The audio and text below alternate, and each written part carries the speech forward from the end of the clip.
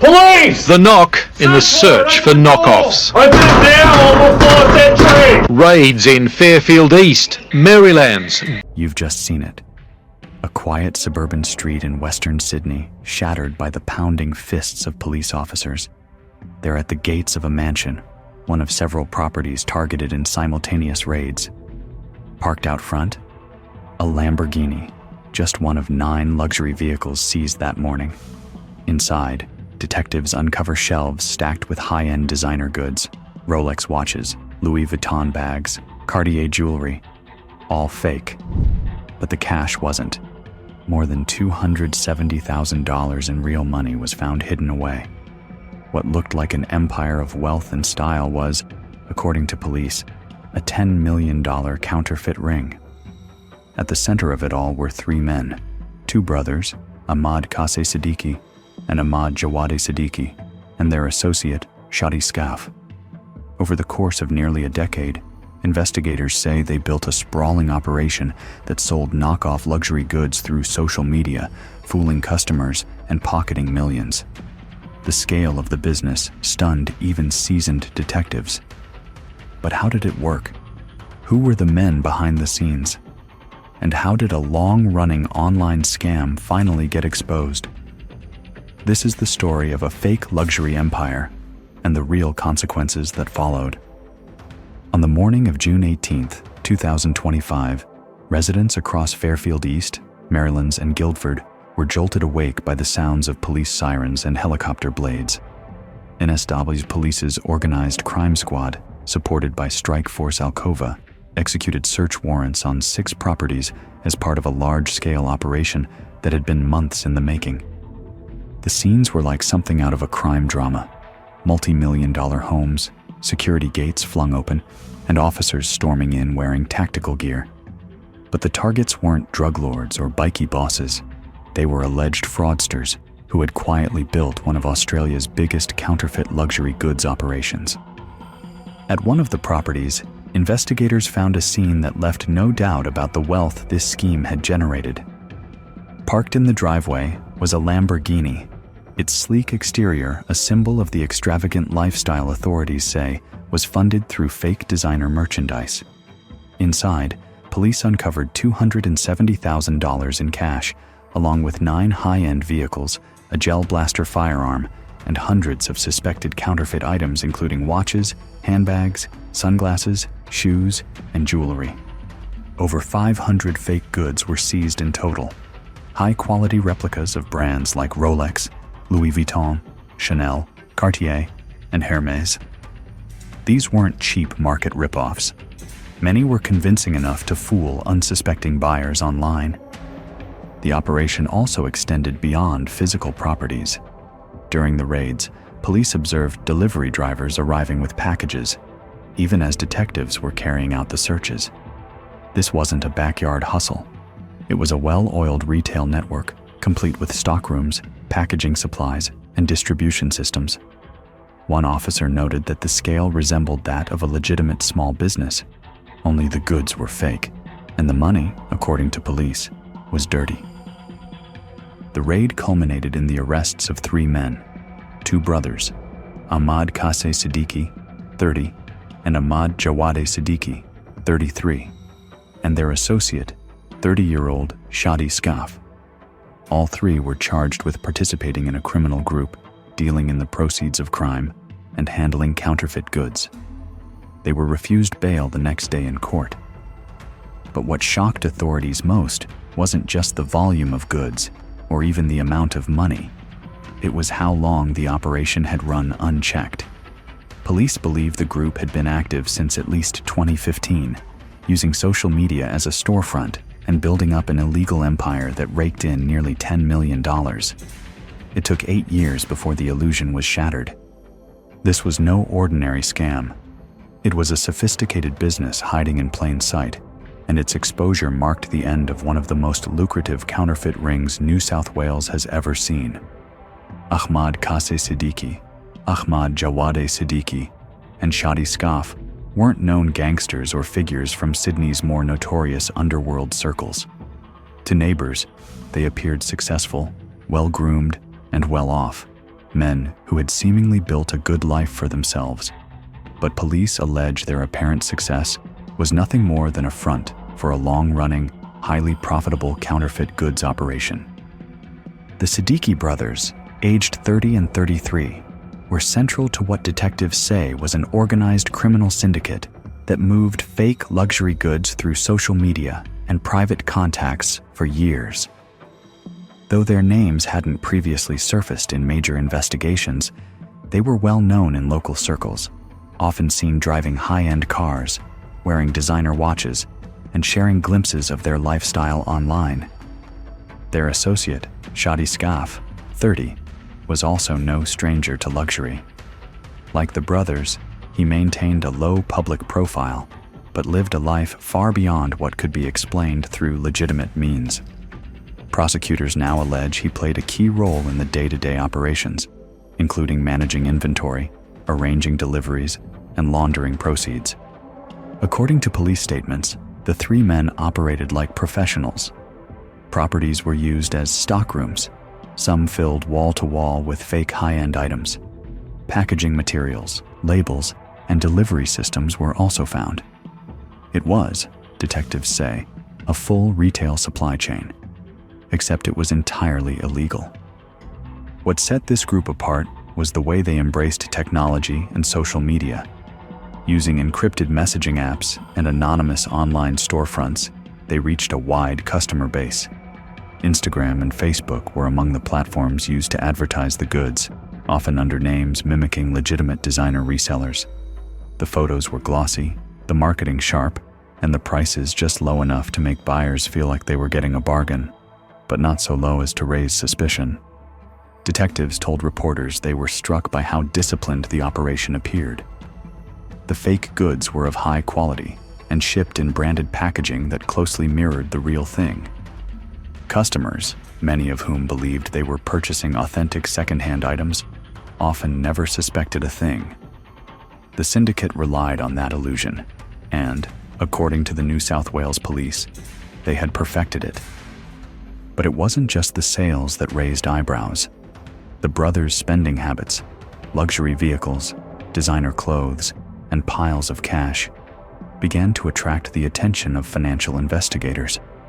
Their lifestyle simply didn't match any legitimate declared income. And while some of the money was laundered through shell businesses, authorities eventually began tracing it back to counterfeit operations. When arrested, the trio reportedly asked, "Why are we being jailed?" But for police, the evidence was clear. A trail of money, goods, and digital footprints had led them straight to these men. The facade of legitimate business had finally crumbled, and behind it were three individuals who allegedly turned fakes into a fortune. The brilliance of the operation, according to investigators, lay in its simplicity. The counterfeit goods ring didn't rely on violence, intimidation, or street-level crime. Instead, it mimicked the very systems legitimate businesses use every day: online marketing, customer service, home delivery, and return options. Only this time, the products were fake, the profits were untaxed, and the paper trail led nowhere. Police allege that the trio built their empire over at least 8 years, importing counterfeit items from overseas, likely China or Southeast Asia, and reselling them to Australian buyers through private Facebook groups, Instagram pages, and encrypted messaging platforms. Some buyers may have known they were getting fakes. Many others, police believe, were duped into believing they were purchasing legitimate second-hand luxury goods at discounted prices. The photos were professionally taken. The goods were displayed on velvet stands, photographed in pristine light, and posted with captions that mimicked the language of real resellers. 100% authentic, available now, or rare item, original box included. The products even came with fake certificates of authenticity, and in some cases, invoices forged to resemble receipts from luxury retailers. To the untrained eye, there were no obvious red flags. And because most transactions were completed online, often via bank transfer or cryptocurrency, there were few opportunities for customers to inspect items in person before paying. One buyer, interviewed anonymously, told police she bought what she believed was a Louis Vuitton Neverfull bag for $1,600, almost half its retail price, but still expensive enough to seem legitimate. It arrived with a certificate, a branded box, and all the correct tags. It wasn't until she had it checked at a retail store that she learned it was a fake. That was the trick. The prices weren't cheap enough to scream counterfeit, but they were low enough to make buyers feel like they were getting a deal. According to NS Dallas Police, that strategy netted the group an estimated $9.75 million in profit. During the raids, officers found one home functioning like a fully fledged warehouse. Shelves were stacked with rows of designer goods, neatly organized by brand and type. Another property had boxes piled up near the entrance, ready for dispatch. At least one delivery driver arrived mid-raid, reportedly unaware of the police presence and shocked to find detectives instead of a staff member ready to sign for a shipment. The group allegedly used multiple drop-off points to avoid detection, and accounts were regularly changed or deleted to throw off investigators. Police believe they may have even run pop-up stalls at markets and rented storage spaces under false names. Strike Force Alcova, the task force set up to investigate the ring, spent months undercover and combing through digital records. Eventually, bank transfers, social media activity, and physical surveillance aligned, revealing a seamless, coordinated criminal enterprise hiding in plain sight. This wasn't a smash and grab. It was strategic, it was patient, and it was highly profitable. By the time Strikeforce Alcova made its move in June 2025, police had already built a comprehensive case. Behind the scenes, detectives had been quietly piecing together a web of transactions, surveillance footage, digital records, and forensic accounting that stretched back years. The evidence, they believed, painted a damning picture of a highly structured criminal enterprise. The first breakthrough came when suspicious financial activity flagged the attention of the New South Wales Crime Command's Financial Crimes Squad. The spending habits of the suspects, luxury vehicles, designer clothes, and extravagant real estate, didn't match their declared incomes. The discrepancies were too significant to ignore. Authorities began tracing the flow of money. They followed bank transfers linked to online sales, many of which had consistent references to well-known designer brands. Some payments came from hundreds of different accounts, buyers from across Australia, unknowingly transferring money for items they believed were real. Detectives also obtained warrants to monitor digital communications. Through encrypted apps like WhatsApp and Signal, the group had managed most of their business dealings, from coordinating shipments to responding to customers. Police reviewed countless chat logs, noting patterns in customer lists. One officer said it was like reading transcripts from a legitimate logistics team, except the goods they were tracking were fake. Social media played a critical role in exposing the operation. Posing as buyers, undercover officers interacted with the group's anonymous profiles on Instagram and Facebook, making controlled purchases and having items delivered to monitored drop points. Each item was examined by brand specialists and determined to be counterfeit, often extremely high quality, but still fake. The raids also uncovered physical documents, ledgers and order books stashed away in drawers and safes. These records listed item codes, customer initials, and profit margins. In one home, police found a binder filled with notes on preferred customers, including addresses and past order summaries. These weren't one-off scams. They were repeat sales, conducted over years, generating steady income. Perhaps most significant was the forensic evidence found on phones and laptops. Photos of counterfeit goods being unboxed, messages about shipment delays, and even instructions on how to answer customer concerns were all retrieved. The digital trail tied every element of the business back to the 3 men arrested. Police say the operation was so successful because it was built to avoid detection. Rather than flooding the market with obvious fakes, they sold limited quantities at premium prices.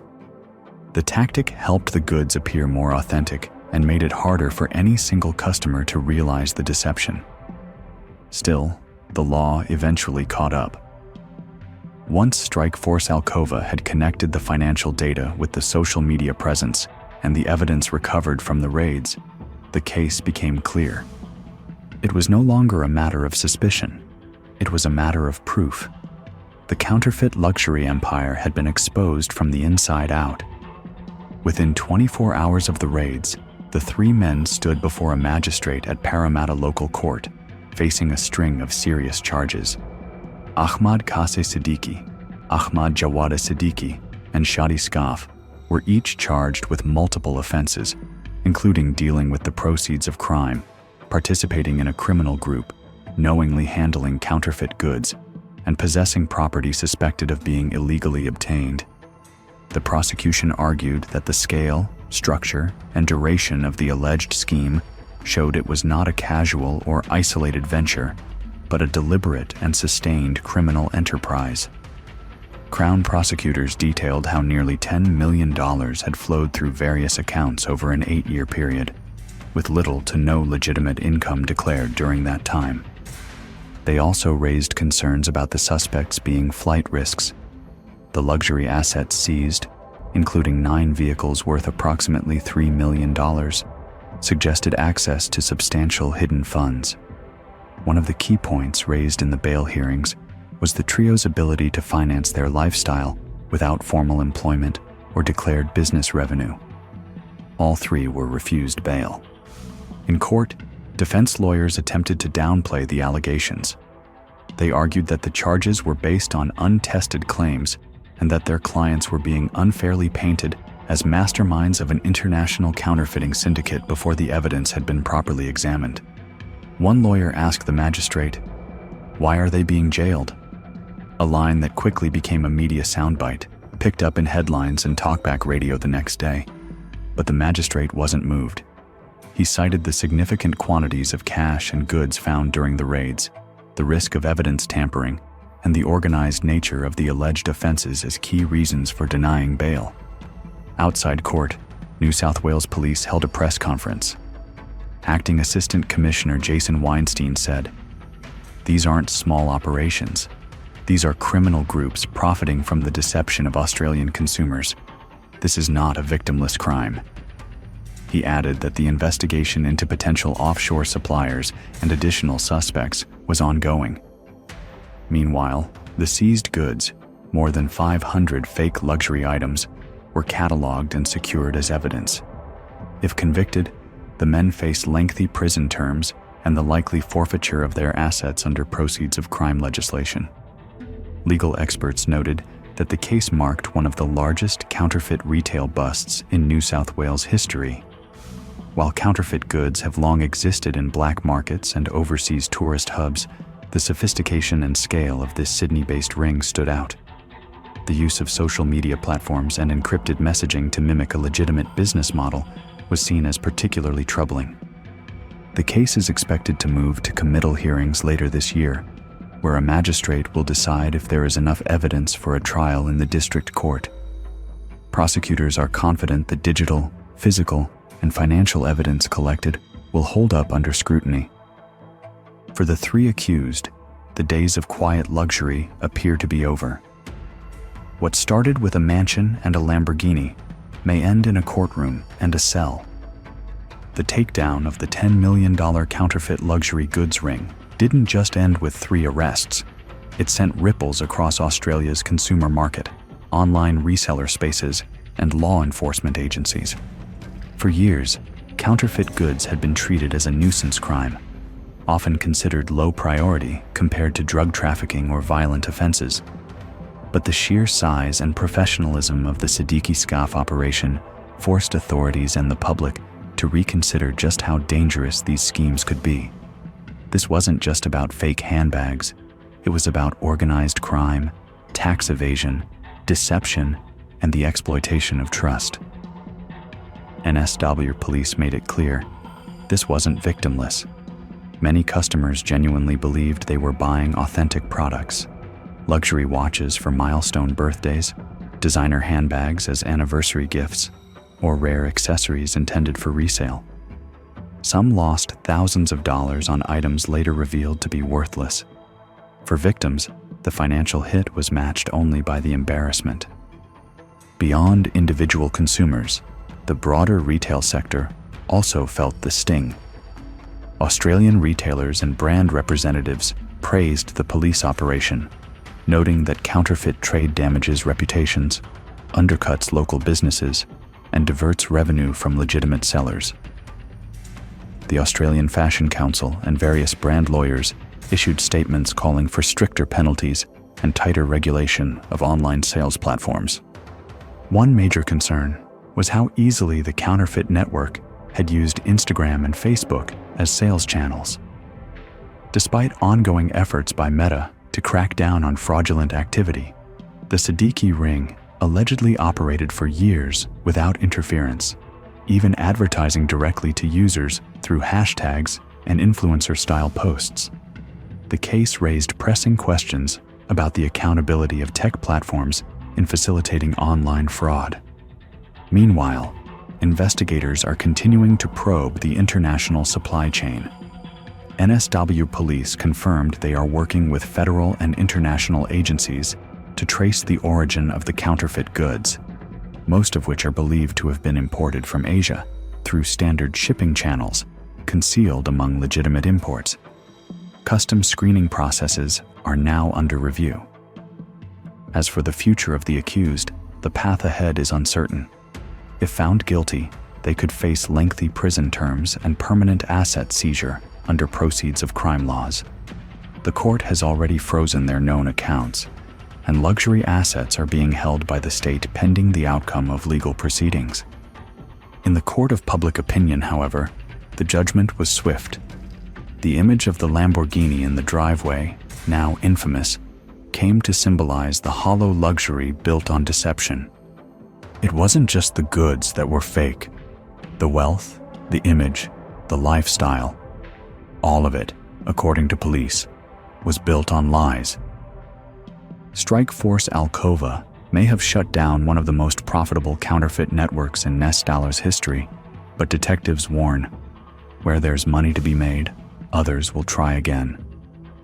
The message is clear. Glamour may sell, but it can also bring you undone.